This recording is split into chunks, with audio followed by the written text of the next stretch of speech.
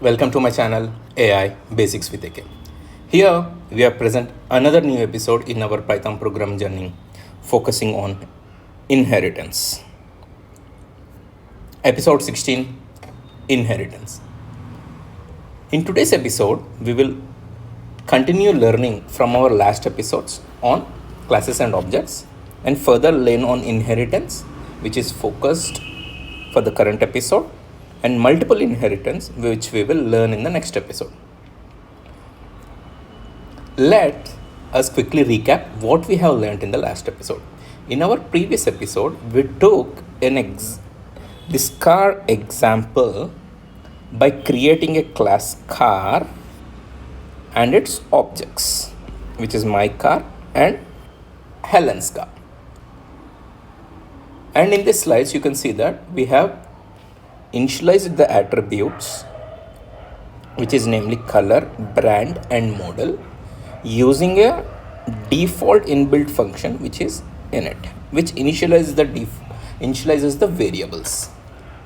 Also using the def as the keyword, which creates the function repaint, which we are calling as methods. Further, what we have done is that in the same slide, we have created this my car object and then further use this repaint function to repaint the color which is originally mentioned as orchid white into a metallic blue. That's why you can see here is that after repaint, my car is metallic blue Honda MS and earlier it is orchid white Honda MS. That's how we have learned in our previous episode. Let's continue from where we have learned about classes and objects and start learning inheritance. In simple words, let me explain what is inheritance. Inheritance means, say for example, you might be knowing that we have inherited some qualities from our parents. It means, say for example, we have a parent and then we have a child. It can be a physical qualities or behavioral traits. I'm speaking about the physical experience. Say for example, to my personal example, I have a certain shape of an ear which I could not see it in either in my parents or with my wife. The same attribute has been carried forward to my daughter. This we can say that she has inherited my physical features on her face. Similarly, in inheritance, here we are trying to create two child classes which inherits the properties from this parent class, and we are creating child classes. And this child class, electric car, has a new attribute, battery capacity, in addition to the original attributes, which is color, brand and model. And also we are creating a method charge battery in addition to its original parent method, which is a repaint. Does battery capacity attribute is available in parent? No, it's only available in child because it inherits its properties from the parent. Similarly, for a QL car, it inherits the attributes that are there in the parent class as well as the method from the parent class, and then we have created its own attributes, which is tank size and refuel tank. Beautiful, right?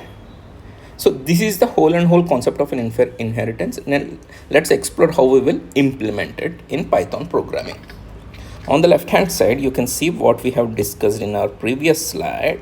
On the right hand side, you can see the coding in Python programming. Earlier, when we have created the class car, we have learned that we have to use an keyword class for creating a class, and followed by a class name. However, for a child class, we have to mention in parenthesis its parent class, that it has to inherit some of its properties from the parent class. Further, for initializing the variables for this electric car, we have to mention all its variables starting from the parent class itself, like color, brand, and model, which is part of the parent class, and battery capacity, which we want to define it under this child class. So here we don't need to write statements like self dot color is equal to color, etc., because these are already part of car. So to call these initializing variables directly that it is part of parent class kind of a thing, we can use this function called super. Super means it inherits all the attributes from the parent class.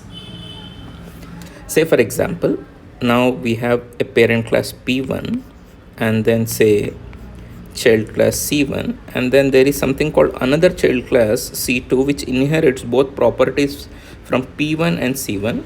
What does a superdose is? Superdose is that, say for example, if we have an attribute A1 here and A2 here, it to inherit both A1 comma A2 automatically when we use the keyword super. Now the only attribute that is there for the electrical is battery capacity, which we are defining as self dot battery capacity is equal to battery capacity. And further, we know this the method creation, which we have learned in our functions itself. We are defining a charged battery where it takes the charging amount and adds the charging amount to the battery capacity, which mentions that okay, to this amount the battery has been charged up. So this is my current capacity. Coming to the fuel car, we are doing the same thing. We are creating a child class fuel car which inherits its properties from the parent class car, and further we are initializing the variables color, brand, model, which inherits directly from the car parent class, and its own attribute tank size, which we have defined it here. Additionally, the tank requires fuel level, right? So here fuel level is 0. Here you can see it's very beautiful because fuel level is an internal variable which is not exposed to the world for modification. It is only exposed by the amount of fuel we inputs into the car. Since a new car might have a fuel level 0, for this toy programming we have initialized it into 0. Similarly, we have defined a refuel tank where it accepts fuel level if it is within the limits of the tank size. It's as simple as that. This is just logical statement to keep me happy particularly. Beautiful, right? So the implementation is very beautiful. You can see the structure where it imports the attributes from the parent class, and then where we are calling the respective parent attributes using super function, and automatically where it inherit, and then we are defining the child class attributes and the child class methods, and we are not at all caring it's the earlier class methods. Now let's see the implementation out. Because I saw that in my tab version I could not see the right hand side of the fuel car, which you can see it here, which is not visible earlier while I was actually skimming through the pages. So that's why I'm back here. So yeah, coming to our discussion on this slide, we can see the object creations of these child classes. On the left side, we can see that the Priya's car is an electrical car, where we have defined as red Tesla Model 3 with a battery capacity, original battery capacity of 75%. Original battery capacity of 75%, which we can see that Priya's car is a red Tesla Model 3. And then further, we have repainted with metallic blue, and then we have charged the battery to 25%. And then you can see that after repaint, Prius car is a metallic blue Tesla Model 3 having a current capacity of 100. If we can observe it very clearly, electrical car object, this is an electrical which is a child class, its object is Prius car. And this repaint is of a parent method which we have called using the child. So it is inherited the methods of the parent method also, and further we can modify its attributes. Beautiful, right? The fuel car example is straightforward. Fuel car, its object is my car, which is Orchid White Honda MS with a tank size of 40 liters. Of course, which is what I have mentioned in the print statement. My car is an Orchid White Honda MS with a tank size of 40 liters. Further, I went to the fuel station and then refueled with 30 liters.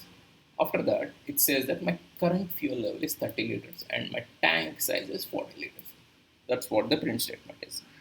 So, in this today's episode, we have seen how easy is it to create and use child classes. It is not only easy but also structured and more accessible to decode for anyone who is seeing it for the first time. So who is seeing these structures of classes like this car class as well as the child classes that we can see it here. It looks so structured that anybody who is seeing it for the first time can actually decode it if there is any mistake, and who can understand, comprehend the code much easily. And that's it, theory for the today's episode. Let's jump to the demo. Before we dive into demo, let's see what's for the homework for this week is.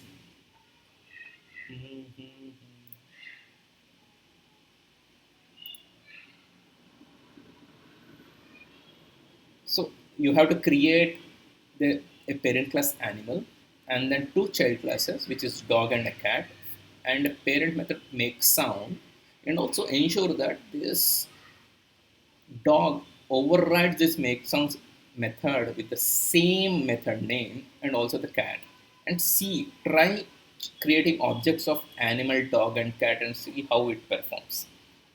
Of course, I recommend I don't recommend to use this link where I have referred it this image, but I would request you to create this and make your hands dirty, and of course just paste your collab file here. If is anything that I can help it out, for sure I can help you out.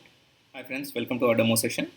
In our last episode, we have created a class person, and it has its own variables, namely name, gender, age, and graduate, where we have initialized these variables using the default init function, and then we have created one more method, years is completed, which is in generally we are calculating its age.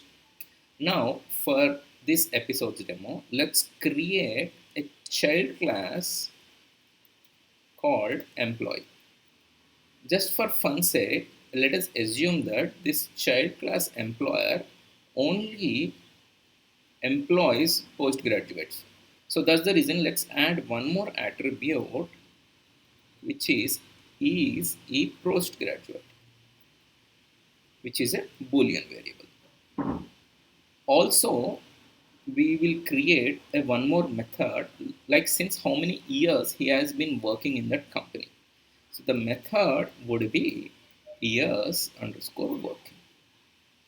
So to perform this calculation, say for example we need a starting point of his experience, so let's create an internal variable, internal attribute which is not exposed to the outside world, which is company underscore experience, which wherein we will initialize it to 0 by default, assuming that this company takes only freshers. So right away let's start building this child class. How do we build it out? You will build it out using a class as a keyword and child class name, which is employee, and then we will inherit the properties of the parent class by mentioning it as person, which is the parent class. Now let's define its attributes by calling the default init variable, and automatically the AI has understood that I'm trying to init all the parent class attributes. So it's already given name, age, gender, graduate. But however, I also need a postgraduate because there is my um, attribute that I want to create it for this child class, which I'm calling it as an is underscore post graduate, which is I'm mentioning it as a false, which I'll mention it as self dot is underscore post graduate is equal to false underscore working is equal to years. So it's is equal to 0, which sorry will not years working, which is company experience, right? Sorry, which is an internal variable which we will initialize it to 0. Now let's define the child class method that we have thought of, which is years underscore working, when we have to mention the self for sure and then number of years that he has completed, simply by mentioning self dot company experience is equal to self dot company experience plus years underscore completed. So this completes our thought process, that what we have thought, like how we will create a child class, its attribute, and the method that we have programmed it and completed. Now let's explore by creating an object and explore the outputs, whether it is creating in the right manner or not. Let's create an employee two, which is an object. Excuse me for the spelling mistake. Employee two, which is a object of my child class, which is employee, wherein I am inputting my variables as Arun, gender is male, and age is 37, and graduate, yes, sorry, it's a graduate, and then I'm a postgraduate.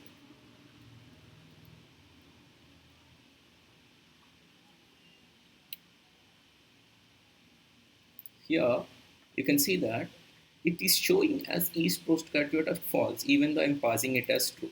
Why? Because here I have hard-coded postgraduate as false. That is the reason it is showcasing as a false. The mistake that this is a mistake. So this is a coding mistake. Now we have to correct it by mentioning it in the same way like how we have mentioned it here, which is postgraduate. Beautiful, right? Now we have created this employee two object, which is an object of a which is an object of a class employee, and its attributes Arun male 37, his graduate true, postgraduate true, and a current company experience is 0. Further, let's call the method years working using the object employee two. And the object that we have created is years. I think it is years working. How many years it is? Say for example, I have been working for 3 years. Automatically, my company experience got changed to 3 years. Say for example, my age is also would have been updated, which is earlier it is 37. The age should also be updated. Ideally, we have to call age also, which is there in, we have to call this function also years is completed, such that age is also reflected in the same manner, such that the age is represented as 40 and 3 years, because we have completed 3 years since the inception when we have started in that company. However, to make it more foolproof, here in this function itself, we can call the function as to update my age as years since completed, and you can call this variable which is years completed. And then if you remove this, automatically the age is getting updated as well as the company tree itself is updated, because in the years working method itself we are calling the parent method from this child method. So in this way, both the age is getting updated as well as my company experience is getting updated. Beautiful, right? I'm so happy because we have finished our programming to what we have envisioned in this where we have written it here. That's it for today. Let's meet in our next episode on multiple inheritance. If you like this video, don't forget to give a like, share your love by subscribing to this channel. Finally, don't forget to comment and share your views so that not only me but also the readers can learn from your valuable comments. See you in the next week. Bye bye.